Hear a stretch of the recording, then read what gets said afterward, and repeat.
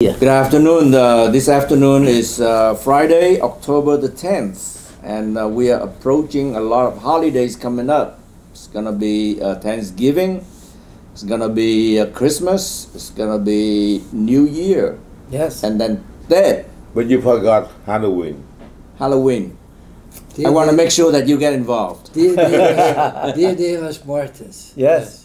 Dia de But la actually, Dia Muertos, Day of the Dead. The closest holiday that we have is actually today. Yes. In the Taiwanese community, they celebrate 10/10, and so this is 10/10. Okay. And I know the county is going to be off on Monday. Monday is Indigenous Day. Right. I don't know, is the city off on that Oh, day? yes. So Okay. it changed from the Columbus Day Mhm. to the Indigenous Day. Okay. And rightly so. And so the county and the city employees get to take the day off. But I'll be working though. You still working? Yes, I Yeah. always work. I'll be working too because my district is using the Indigenous Day. We call it Native American Day, and we Yes. take that right before the Cesar Chavez Day for the district. So we take both days. It's going to be in the spring, like late August. I mean, the late March or beginning of April. So that's how it works. But we welcome holidays, and we need the break. So Well, Do you know in our country there is one person who never have any holiday? You know who is the name? no. Who is that guy? never have any holiday. Never happen any day. Well, I guess that's me. that's you. Okay, Mr. Nam Xuân Nguyễn Day at work. Yes, we're gonna Announce designate a the- day for you. Every day in the last 40 years already. Every day is working day.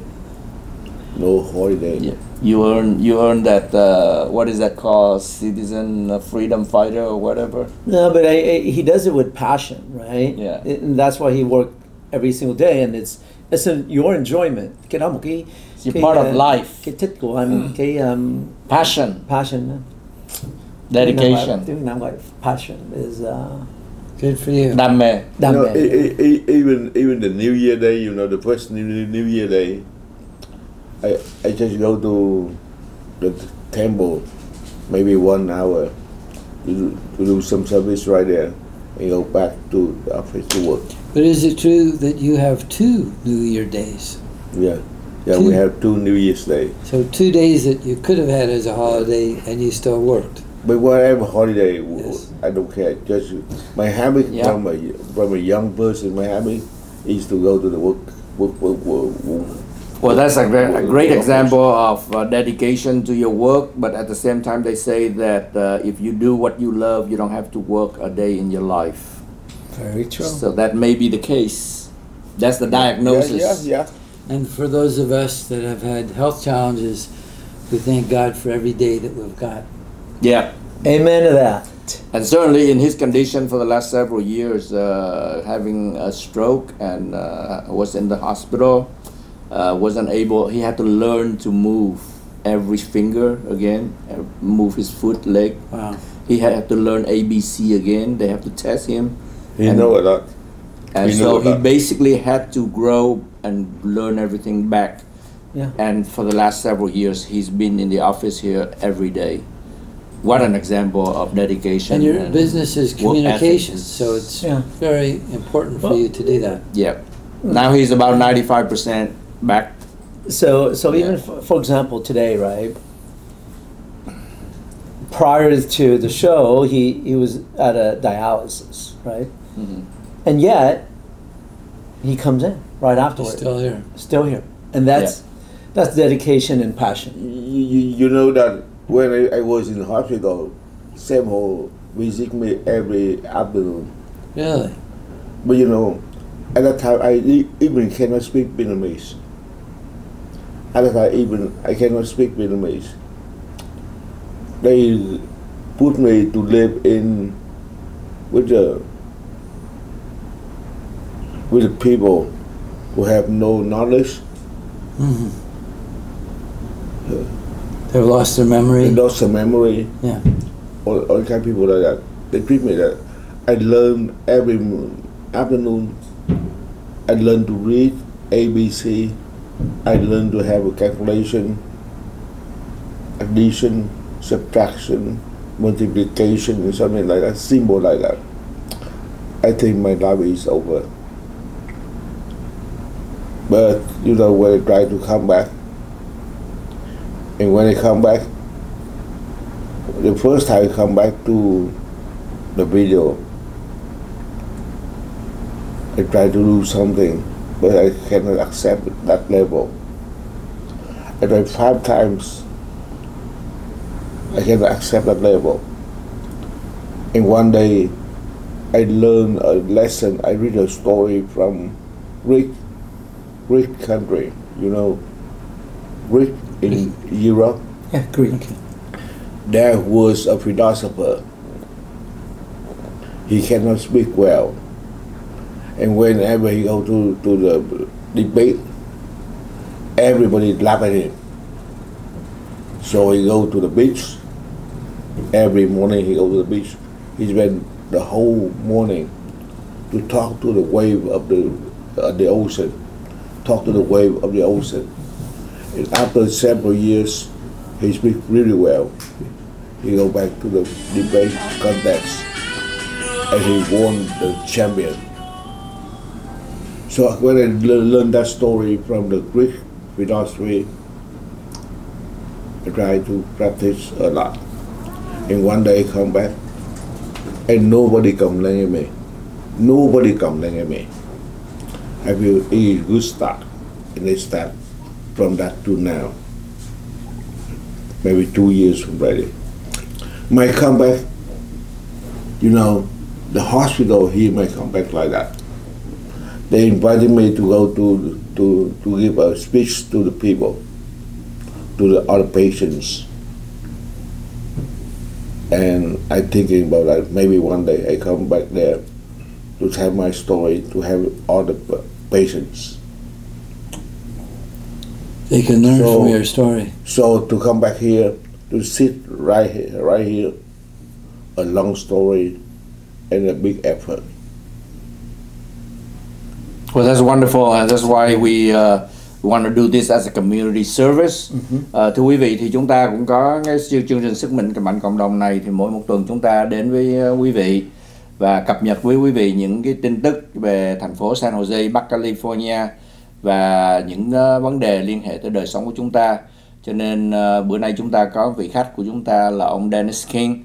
Ông là một người giám đốc chánh của Hispanic Chamber of Commerce, là trung tâm thương mại người Mễ Tây Cơ hoặc là người Tây Ban Nha ở đây tại San Jose trong suốt mấy chục năm qua, và một người rất là lãnh đạo, thật sự là một người lãnh đạo trong cộng đồng dòng chính ở đây. Rất là quý Sam được dịp biết được ổng trong khoảng chừng 25 năm qua. Một người mà Sam rất là nể và rất được chiêu chuộng bởi rất nhiều vị lãnh đạo ở trong thành phố và quận hạt cũng như tiểu bang và liên bang mà ở tại vùng Bắc Cali này. So we welcome you, Mr. Dennis King. Just introduce you as the CEO of Hispanic Chamber of Commerce, and that I've known you for over 25 years, that you just have been a dedicated leader in the community, and you are able to connect with all the key leaders at the local and state and federal level here, especially in Northern California. And so we appreciate you being a part of our team, connecting with the community. And certainly, of course, Mr. Nam Nguyen just shared with us about his overcoming the biggest challenge that any one of us could be there any moment, any time. And we're very fortunate to have someone like you who had a stroke several years ago, but you came back. You had to learn from ABC, from little movements, and gain back your consciousness, gain back your capacities, and you are able to perform almost to 95% of your capacity pre-stroke. and that you've dedicated your work every day here. Like you say, for 40 years, you just never take a day off. Every day is working day for you. And Takes a lot of courage. that's a dedication that is a wonderful, wonderful role model for us. So I'm glad that you shared that story with us. And of course, Council Member Bien Duan, dedicated leader in the community for San Jose City Council, District 7. I want to make sure that we engage with our elected officials who have been voted by the people, and they representing the people, and they have a responsibility to stay in touch with the people, and that's why we bring these key people from the nonprofit world to the business world, from the education side and from the city government side. We sit together so that we can bring updates to you that would affect our life and our livelihood in San Jose as well as in Northern California. So thank you very much. Why don't we hear about what's going on? And this is an opportunity. I believe most of the Vietnamese can understand English.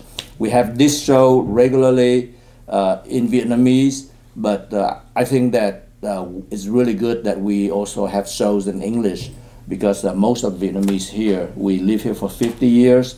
Most of us understand English well, so bear with us, and an opportunity for us to speak mostly English with you today. So Council Member Bien Duan, if you can update to us what's going on at the city. Dennis, if you can update with us about the work at Hispanic Chamber of Commerce. But one information I want to confirm with you that I've read just like October 8th, I think it's a couple of days ago, where there's an article in the Spotlight, and it was written about confirming how many Vietnamese Americans are in San Jose.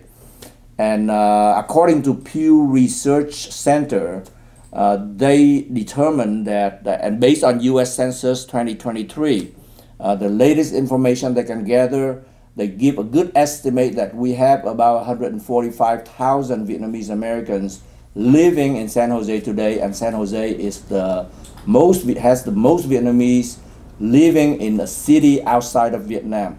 Even though comparing with Los Angeles metropolitan area, they estimate about 350,000 Vietnamese there, but that is through different cities and counties among the Los Angeles metropolitan areas.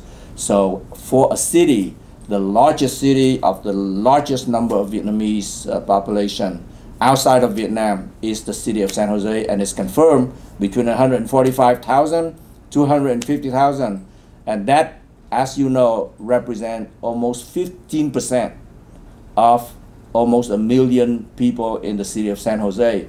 So that is a significant number. It's important for us to understand that number, to know that we have an important responsibility, an important role in making this city a better place, and it takes all of us. So that's the update in terms of what I know about confirming the numbers, because we hear 100, 150, 130, 100, many, but 145 is the closest number.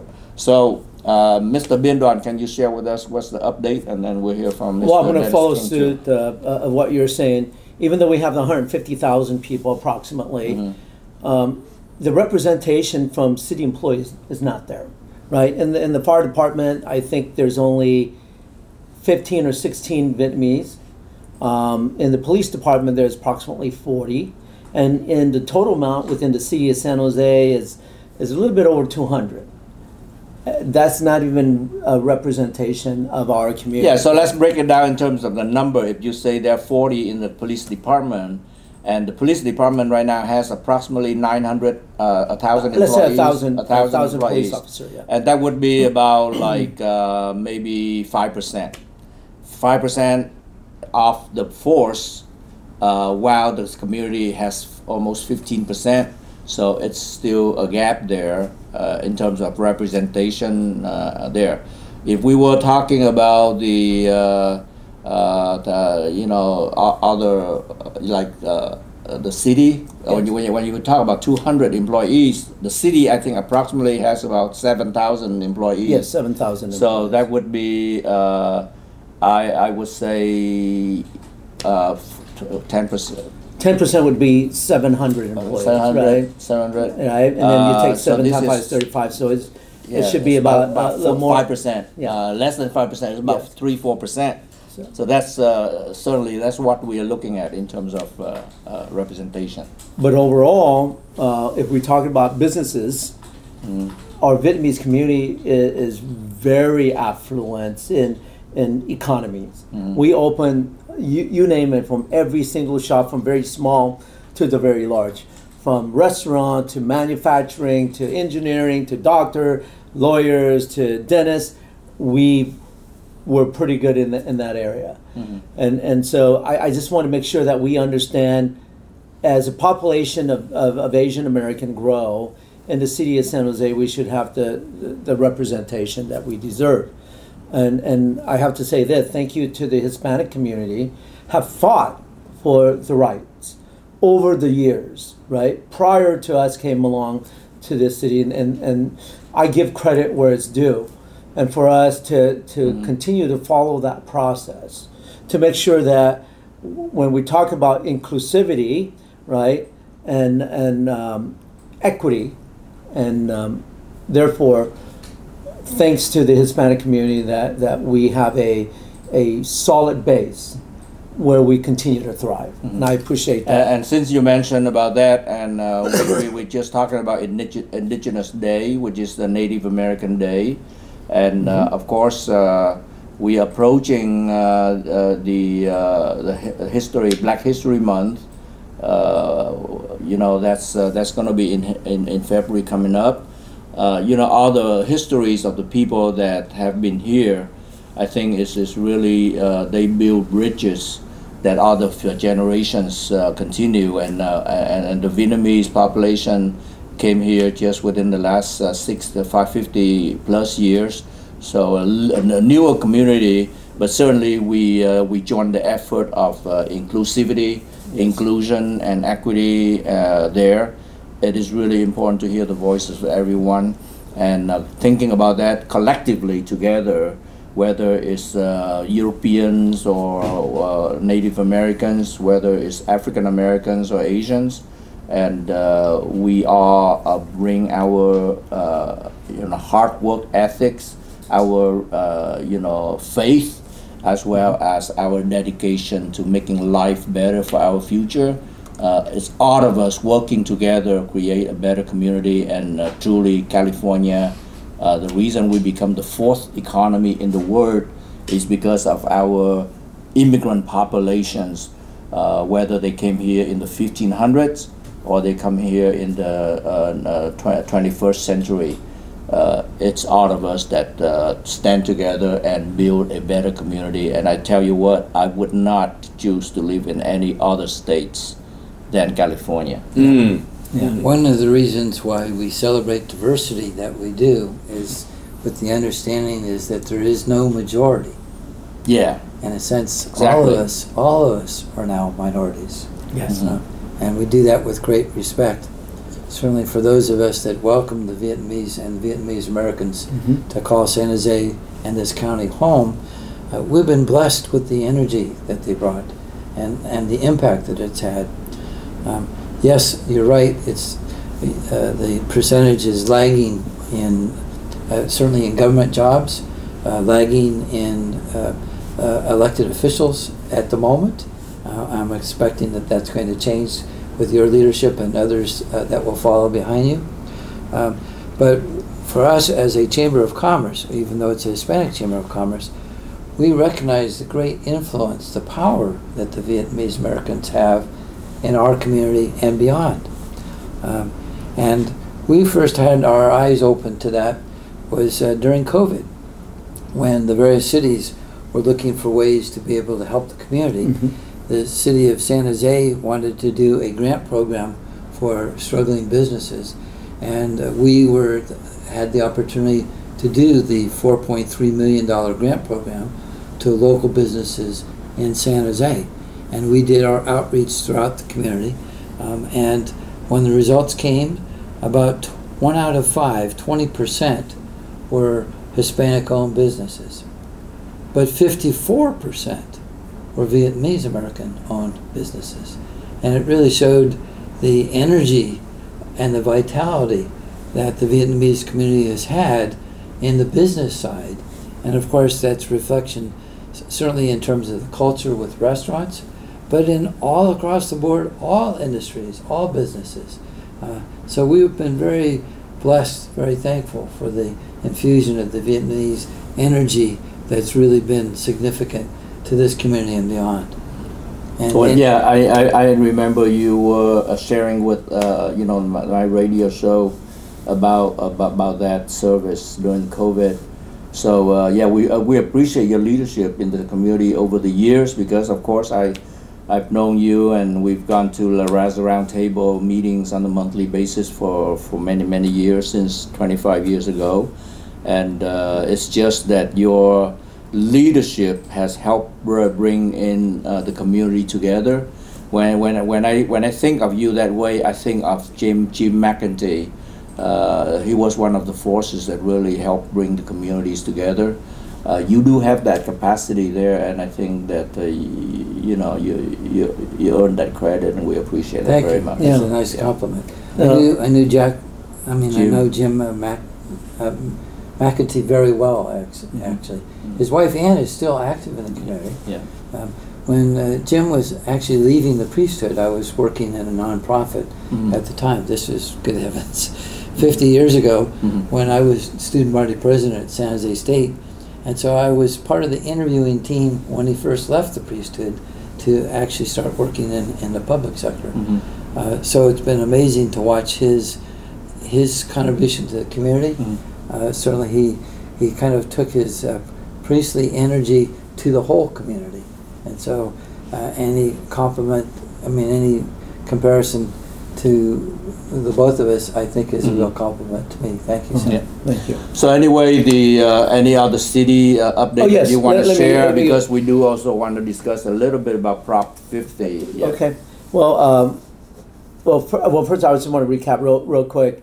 As a former fire captain, I serve everyone, humankind. And I'm so privileged and grateful to be a council member that I can serve all of us, all community, not just the Vietnamese alone. And I believe in that. And only then we can unite together and make our city stronger. And I just want to clarify on that. Now, regarding updates, last week on Friday, we had a press conference, right, that we caught 7 criminals that smash and grab at Kim Hung jewelry store. And out of those 7, they're all over in different city. And so what we did was we used the San Jose Police Department, Milpitas Police Department, Sunnyvale Police Department, San Ramon Police Department, Oakland Police Department, San Leandro Police Department, and San Francisco Police Department, to include our DA and our ATF, Bureau of ATF. That is a huge amount of resource. Wow. Over 100 people working on that case. And rightly so. We want to make sure that the world see us in a bright light, that we will not allow criminal to hurt our community as a whole. And then a couple days ago, we caught one more individual, and we continue. And I believe there's about 20 individuals that we're going to catch.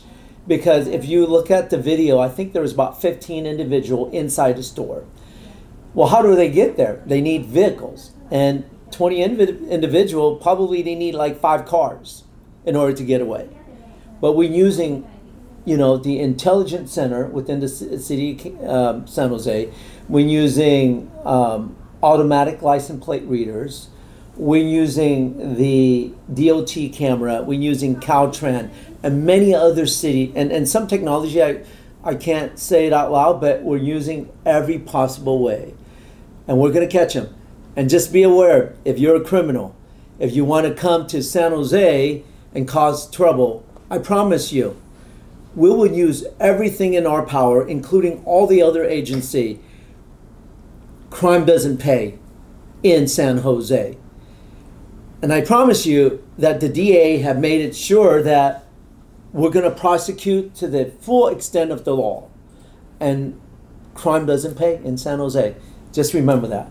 So that's one of the good news. Is that your term? I mean, That's my term. I just made that up. Well, that's just wonderful. I want to take this opportunity to thank community leaders for paying attention to these issues since day one at the press conferences. And in particular, I want to congratulate and express our appreciation for the leadership of our City Mayor, Matt Mahan for San Jose, for City Mayor of Milpitas, Carmen Montano, also jumped on board with this right away. And of course, in the City Council, Council member Bien Duan, and also I've seen Council member Domingo Candelas at the press conference also. Also, we've interviewed Mayor Mahan as well as District Attorney Jeff Rosen here just a couple weeks right afterward, and their dedication to fighting this very well. I saw President of Santa Clara County Board of Supervisor Otto Lee, as well as Supervisor Betty Young at some of these press conferences. So those are some of the people, and certainly to our Chief of Police, Chief of Police Paul Joseph. I'm sure under your leadership, we all put out our energy together, and it's something that Northern California needs to take pride in, because our leaders, from law enforcement to elected officials to the community leaders and the community as a whole, when we stood together to resolve this in a quick way like that, and having able to arrest 8 out of 15 or 16 people, 50% of them, it's a great encouragement, and it speaks very well of the work that you do. So we do not want to see this kind of activity, a gang operation like this on any business, any residents, any people. That is not San Jose, that's not America that we want to have. So keep up the good work. We do not want to see this happen again to anybody, and including the people who rob these stores. Do you want that to happen to your family, to your businesses? And if you don't, please make sure that doesn't happen again, right? Yes. Yeah. So a couple more updates. No, great point. We want to support our community as a whole. Coming up in 2026, we're going to have FIFA, which is the World Cup. We're going to have the Super Bowl, right in Santa Clara. And then we also have March Madness. March Madness. March Madness. Yes. I'm saying things backward now. But those three events, it's huge. How about soccer? Yeah, FIFA. FIFA. Yeah, World Cups. Is that FIFA or FIFA? FIFA. Okay, FIFA. Yeah, so I'm part of the SVRIA and also the emergency operation within the county. And we have talked about how do we prepare for this whole big events, right? And it's not a small event. It's a worldwide with the FIFA. And Super Bowl is a huge event right here in the United States. Same thing with March Madness. How do we prevent from world mass destruction, either international terrorism or domestic terrorism, right? How do we create emergency operation that support, including human trafficking? Right? Human trafficking, underneath human trafficking, you're talking about sex trafficking, slavery, wage theft, drugs, gangs. Those are things that we are preparing in the background. And we're asking both the state and the federal, including the county and the city, we've been collaborating for funding to make sure that we keep our citizens safe right here in the city of San Jose and in the Santa Clara County. And those are very important. People don't realize that big events like that draw in a lot of crimes, right? Gambling, sex trafficking, human trafficking, you name it. And so I just want you to know that beside dealing with our homeless problems that we have, housing, dealing with our public safety, creating jobs, bringing in businesses that support our community. But these are the event in the future that we have to be prepared for. Councilmember, don't you think it's also fair to observe beyond the potential for crime that's coming in are significant business opportunities? Absolutely. So for, particularly restaurants, particularly because we're going to have visitors from all over the world, would certainly like them to connect to our community in a positive way by enjoying what we can offer. And the fact that, Sam, you were first talking about the vitality and the strength of the Vietnamese American community, here's an opportunity to be able to highlight that to our visitors from throughout the world. Mm-hmm. Absolutely. From your basic, right? From the infrastructures to transportation to restaurant to hotels, all the services that it's going to impact in a good way. And we want to make sure that our businesses be involved. Think of all the people that have yet to experience spa. Yes. Here's our opportunity. Yes. And beyond. Taco Tuesday. And beyond. Yes. The Yes. beautiful Hispanic Bistec and Chili Colorados and Chili Verde, and there's so much more, right? And those are the culture that we have right here in San Jose. Think about this. We have the Little Italy, Japantown, a little bit of Chinatown. We used to have that as well. The Little Saigon, right? Little Portugal, all that, and the Little Mexico, which is the Tropicana. You come to San Jose, you get a taste of everything. Mm-hmm. That's just wonderful. I mean, we're very blessed to live in San Jose in California. It's just a one place that people feel belonging to. Respected, welcome, regardless of our colors of the skin, backgrounds.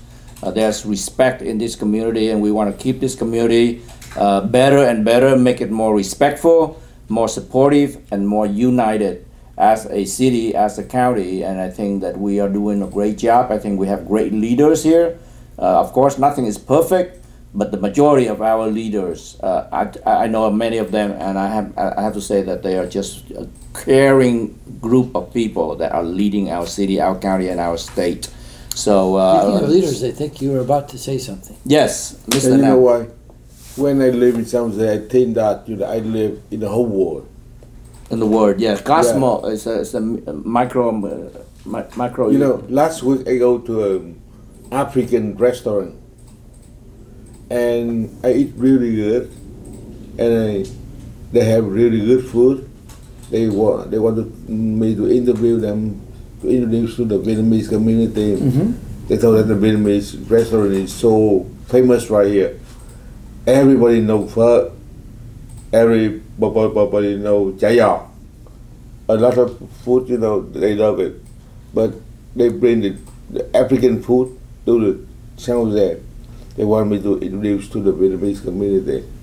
But when the first time I tried the African food. It's so good. And secondly, he told me a story. In Africa, there is $1 billion Vietnamese immigrants, and I'm trying to call him for the interview. He just came to Africa more than 20 years, but he became a billionaire, $1 billionaire. Why he can do that?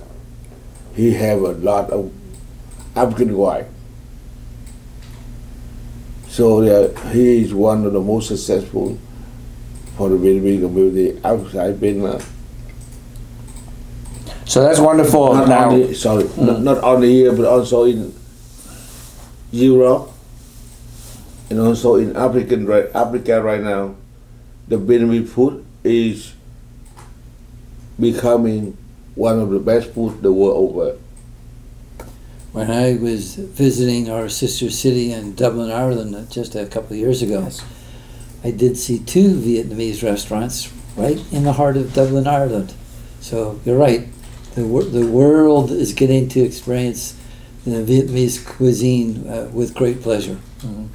So speaking about a great place that we are in the state of California, we also want to let's spend a few minutes to talk about what's a highlight of this November 4th special election, and we are going to be voting this November. I want to bring to our attention Prop 50. Proposition 50. Last week we talked about Measure A, and in the county, and the Proposition 50 has to do with the congressional map that is going to be redrawn. And what's your understanding about that proposition? None of us know who's supporting what right now before this gathering. So it's a freedom of speech. Speak your mind. Share with us what we should know and what your thought might be, and share with the community. So please. Some of us have already voted. So you did? Yes. Yes. Okay. As soon as I got it in the mail, I quickly filled it out, walked down to the post office box and put it in there because I didn't want to waste a minute. Can you tell us a little bit about?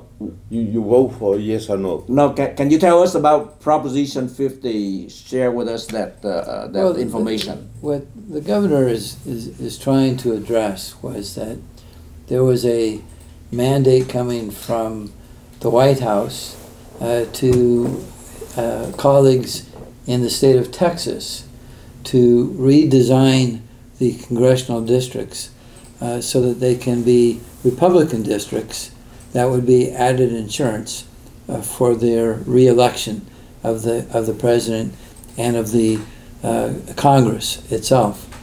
In the last census, Texas gained 5 seats, and so there was a lot of question in terms of how to do that, in terms of doing it fairly based on the population. But the White House had a different idea, and that is to use the old-fashioned method, which is called gerrymandering, is that regardless of the population, you draw the map not according to the city, not according to the community, but to where you can get the maximum political benefit for those that are in your party, basically to maintain the status quo so that the status quo can continue to be in power. That's the basic philosophy of that. It's been an old custom in this country. Gerrymandering comes from the legislator Jerry, who was responsible for doing that originally and was caught at it. And I guess he was good enough to get reelected, but it really sent shockwaves throughout the country and throughout history to say, well, how do we decide what's the fair way to be able to do this? And so the state of California, about 20 years ago, was one of the first that tried to get politics out of it by having neutral decision makers that know the community to come up with districts that would be fair based on that population. But the bigger issue then, that the governor was facing, was to think that if they can do that in Texas, then that's really not fair to California. It's not really fair to us. I mean, an example of how the fairness was really unfair was when Hillary Clinton ran for president against Mr. Trump. She had more than 1 million votes more than he did. Mm-hmm. So if you looked at it fairness in terms of voter to voter, she should have won that election significantly. But as it turned out, most of those voters that supported her were here in California.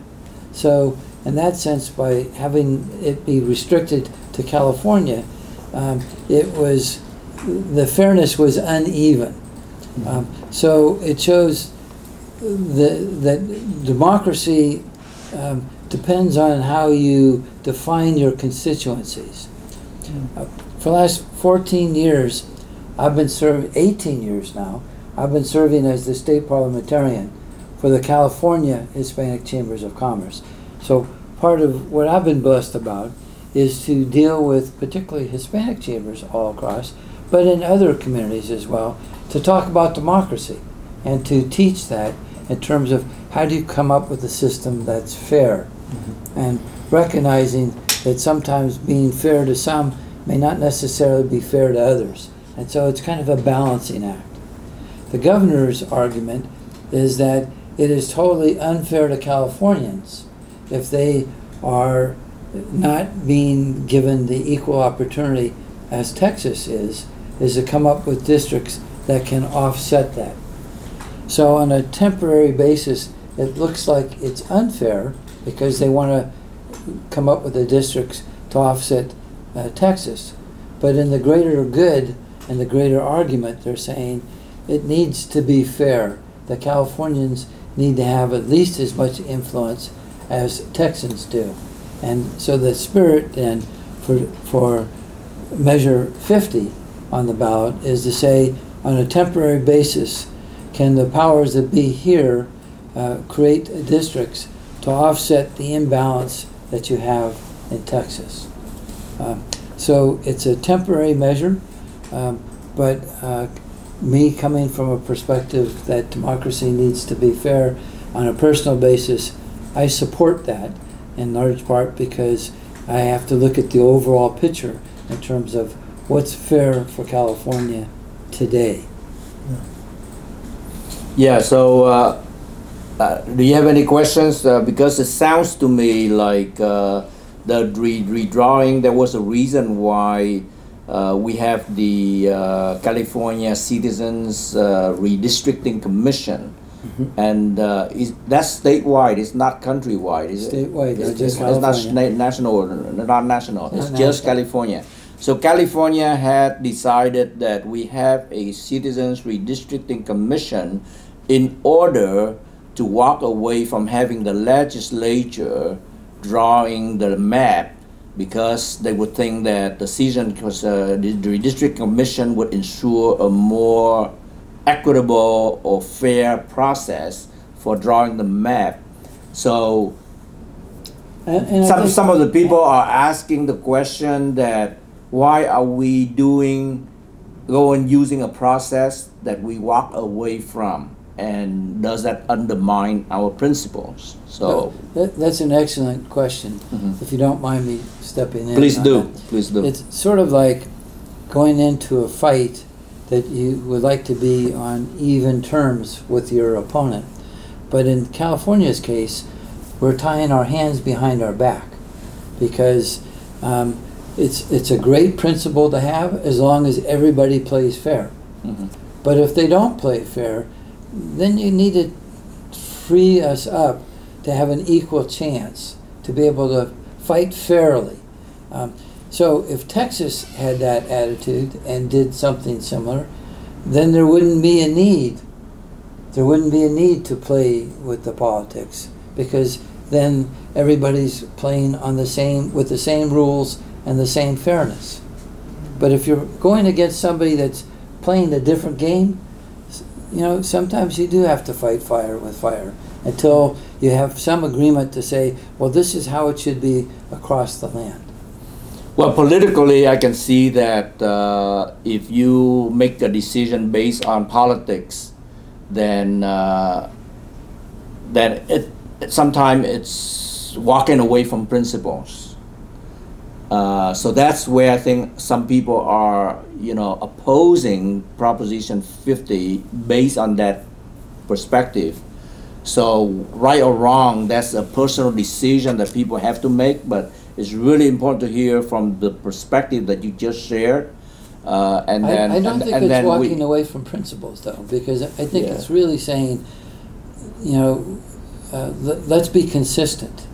How do we ensure that consistency? That's the challenge. So if that's the case, then I think that we would have chaos among all the different states, because everyone is going to do things that politically would be fitting for that period of time. So I want to be able to present different perspectives so that our voters can make their best decisions. And personally, I do not vote based on politics as much as, is that the right person?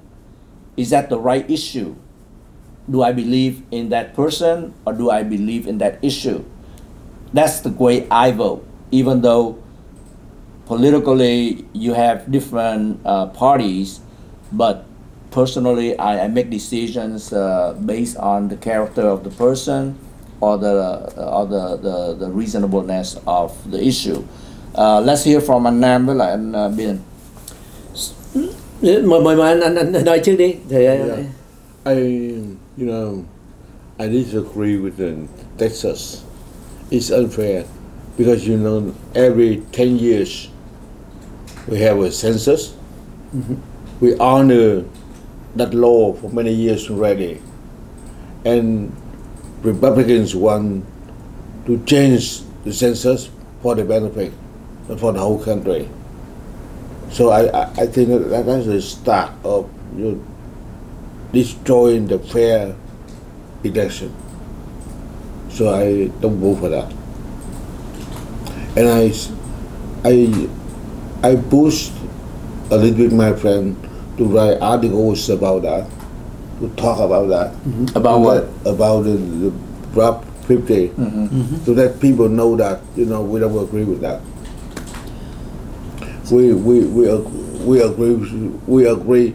When people ask me, and Prop 50, we vote yes or no? Yes, we vote for yes. Chúng ta sẽ bầu Prop 50, đó là property ở California để mà thay đổi lại cái đá phiếu là bị mất tại Texas. So the main rationale for that is to address the problem that Texas created. Yeah. Is that right? Right now, Texas, California is two states only.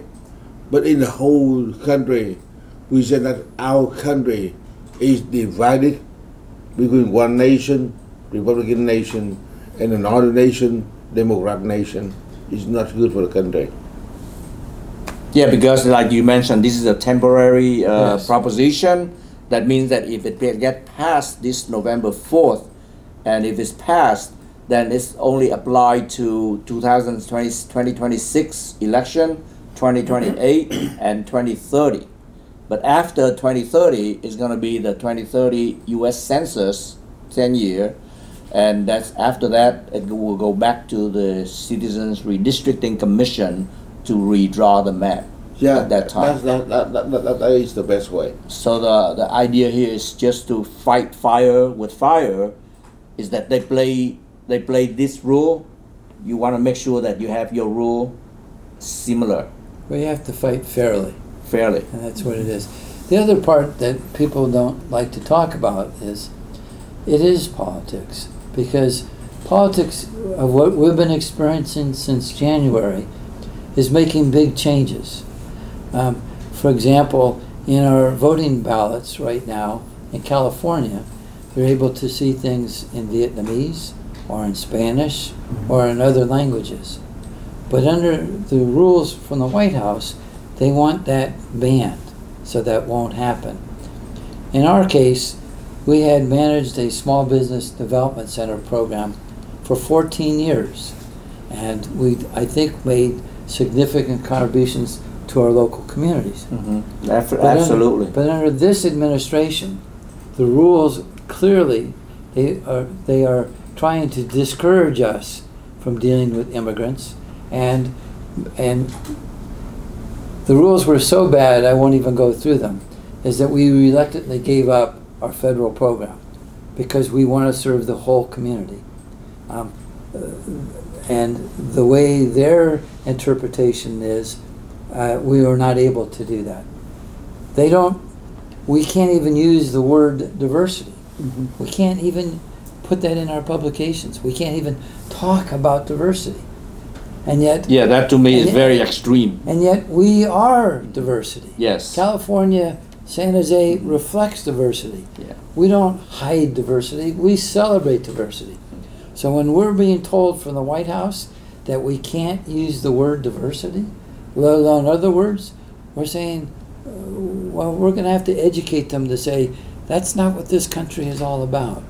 This country should be celebrating immigrants, welcoming immigrants, not making life more difficult. And that's what this spirit comes to, is to say, enough is enough. Let's have a fair fight. Let's be consistent and welcome diversity. You know, the CEO of Facebook. I don't know him personally, but I know of them. Yes. You know him. He surrendered with the fight. Yes.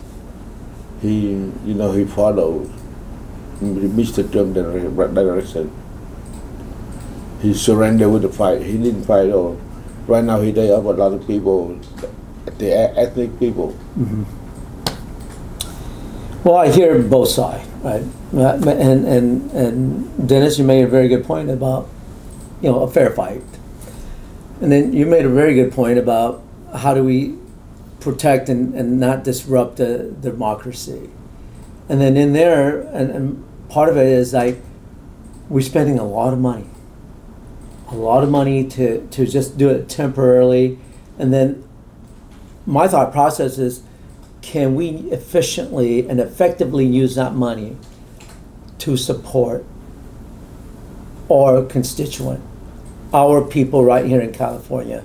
Because so right now, the economy is down, the tariff is high, everything is cost so high. Now, how do we look back to the basics, right? How do we support our people right here in California? And I ponder on Proposition 50, and if this continue, if it's you know how it is when you change the law, it's awfully hard down the line to change it again. And I'm afraid that if we continue to meddle in the process, and it would erode our democracy, and I don't have an answer for both of you. I just know, yes, I recognize a fair fight. I recognize how we fight to keep the democracy. And the funding, the small amount of funding that we have left, are we going to change something? We're saying it's temporary, as we well know. The history, nothing is ever temporary. Move on to the next. Or permanent. Can I offer a different analogy? Please do. Okay. So, for example, you open your discussion, and with great respect, talking about the criminals that did a smash and grab. And in order to deal with the people that were not playing fair, that were stealing for other people, and being very destructive in that process, could very easily put businesses out of business. Yes. Just because they were so greedy, they were smashing and grabbing things, right? And the expense that was involved, because you had the Oakland officials, the San Francisco officials, the San Jose and county officials, you had even San Ramon officials, you had a very expensive effort to stop the people from smashing and grabbing, or at least stop catching them and giving the message, no more smash and grab. Well, since January, we've seen a lot of destruction, a lot of smashing of things that when we were celebrating immigrants, when we were celebrating each other, when we're celebrating diversity, we've got the forces coming from Washington, D.C. Right. that were smashing that and saying, you can't do that anymore. And they are, in terms of what they're doing in Texas, they're grabbing more authority. They are grabbing things that's not really being fair. How do you respond to that? We could simply say, no, that's not nice. Or, as you say to criminals, we have to bear that extra expense, that extra trouble, go after them and say, no more. This is not acceptable. And leave our community whole. That's what we're dealing with Proposition 50. Because we're saying, stop smashing our identity and our communities. Allow us to celebrate our communities. Stop trying to smash them. And if it does take more expense to push that back, I'd rather spend the money on something completely different. But sometimes you got to stand up to the bullies, and you got to stand up to the bigots and say, not here, not in California, not in San Jose. That's not acceptable. Thank you for that analogy. It's a great way to get people to understand.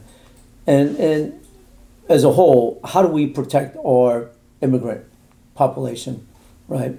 Right here in the city of San Jose, in the state of California, and how do we get that fair play? That's the bottom line. That's what we're talking about. And you know, I don't want to sway anybody's opinion one way or another.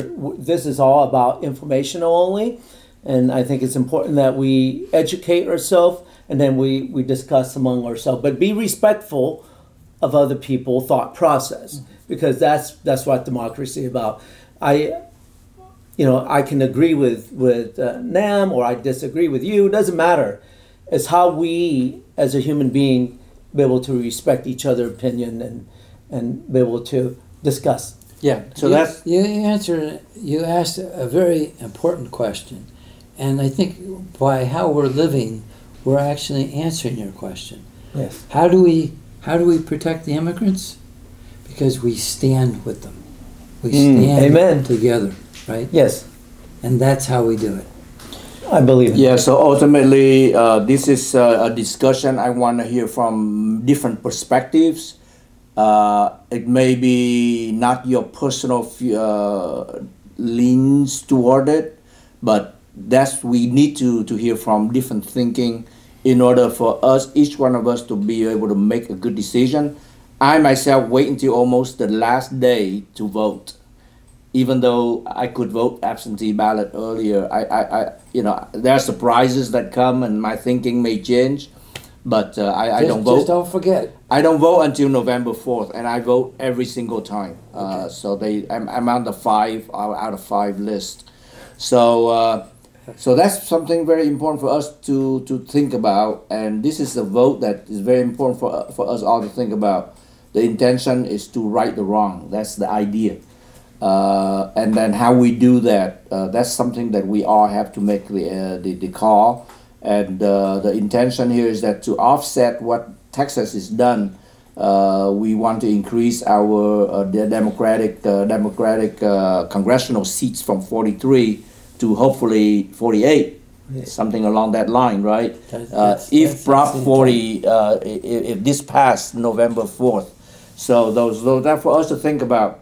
But then we want to think about the quality of life for our Californians. And California, by far, is the best state to live in for immigrants of all backgrounds. No doubt about that. And we don't protect the quality of life in California. Nobody going to protect that for us. So whatever fight that is going to take to ensure that we have a good quality of life for all people in California, that's going to be my determining factor when I put that pen down and vote. So think about that and make your best choice. We do not want to influence you one way or the other. We want to give you the information so you can make your individual intelligent choice. And I just want to chime in for the last 30 seconds here.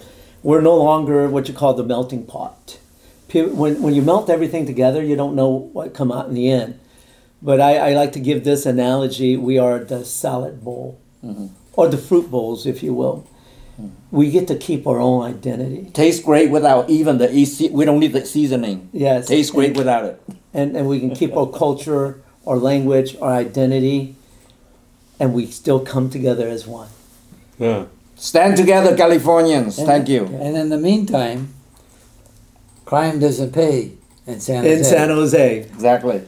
That's it. We stand together, we'll be strong, and we'll make sure we continue to survive this federal onslaught. But I stand with you, I care about you, and thank you for listening to us. Thank you for That's really good. Thank you. Thank you.